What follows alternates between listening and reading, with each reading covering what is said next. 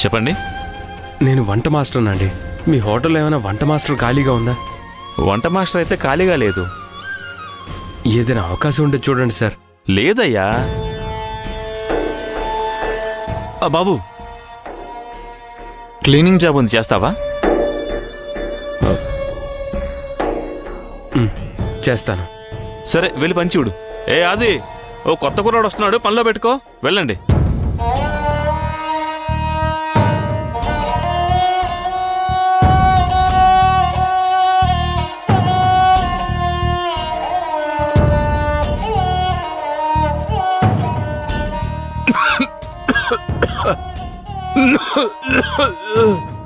ఏంటి అలా తగ్గుతున్నావు? బాగా ఆయాసంగా ఉంది సార్. నేను వంట చేయలేను సార్. ఇప్పటికిప్పుడు ఒంట్లో బాగోలేదంటే ఇప్పుడు వంట ఎవరు చేస్తారు? నేను వంట మాస్టర్నండి. మీ హోటల్లో ఏమైనా వంట మాస్టర్ ఖాళీగా ఉందా? మాధవ్ సార్, నువ్వు వంట మాస్టర్ అన్నావు కదా? అవును సార్. ఈ పూట వంట మాస్టర్కి ప్రాబ్లంగా ఉందట. ఈ పూటకి నువ్వు వంట చేయగలవా? చేస్తాను సార్. సరే, అయితే వెళ్ళు, ఆ పని చూడు.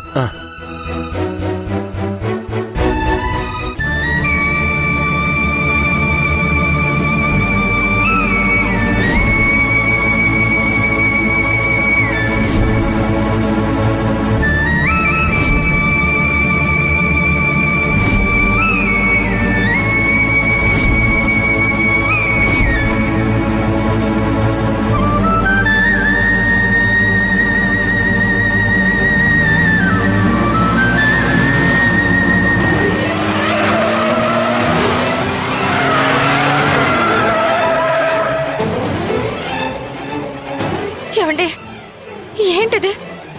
మనసు ఎక్కడో పెట్టుకుని డ్రైవ్ చేస్తున్నారు. కాస్తలో ఎంత ప్రమాదం తప్పింది. నాకేమీ సరిగ్గా కనిపించట్లేదు. భూమిని కళ్ళారా చూసే వరకు నాకింకేమీ కనిపించదు. భూమికేం కాదండి, తనకి తోడుగా మాధవ్ ఉన్నాడు కదా. తోడుగా ఎవరున్నారన్నది కాదు సమస్య. నా బిడ్డ ఎన్ని కష్టాలు పడుతుందన్నదే సమస్య. నా ఇంట్లో నా బిడ్డ ఎలా పెరిగింది, ఎంత అలారు ముద్దుగా పెంచుకున్నాను. కష్టాలు కన్నీళ్ళంటే ఎటు తెలియకుండా పెంచుకున్నాను. కానీ ఈరోజు దిక్కులేని దానిలా ఎక్కడుందో ఏంటో ఏం చేస్తుందో అర్థమే కావట్లేదు. కడుపు నిండా అన్నం తిందో లేదో కూడా తెలీదు. ఆ బాధ తట్టుకోలేకపోతున్నాను జయ. మీరే ఇలా బాధపడితే ఎలా అండి? ఎక్కడ ఒక చోట వాళ్ళు క్షేమంగానే ఉంటారు. అలా నా మనసుకు నేను సర్ది చెప్పుకోలేకపోతున్నాను జయ. ఎక్కడున్నా సరే ముందు నేను భూమిని చూడాలి. తను క్షేమంగా ఉందని తెలిసేంత వరకు నేను ప్రశాంతంగా ఉండలేను. అమ్మా భూమి, ఎక్కడున్నావమ్మా? నేనుండగా నీకెందుకమ్మా ఇన్ని కష్టాలు? ఎటో వెళ్లాల్సిన అవసరం ఏంటమ్మా? నీకు నేను లేనా? నీకిల్లు లేదా? ఈ నాన్న లేడా తల్లి? ఏమండి, మీరు ఉదయం నుంచి ఏమీ తినలేదు, చాలా నీరసంగా ఉన్నారు. ఏమైనా తిని బయలుదేరదాం పదండి.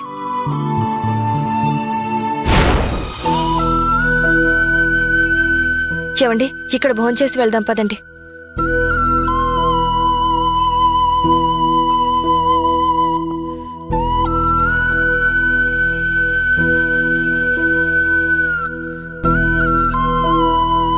చెప్పండి సార్, ఏం కావాలి? ఏమండి, ఏం చెప్పమంటారు? బాబు, వెళ్ళి 2 మీల్స్ తీసుకురామ్మా. అలాగే మేడం. మాధవ్, ఈ టేబుల్కి 2 మీల్స్ ఇవ్వు.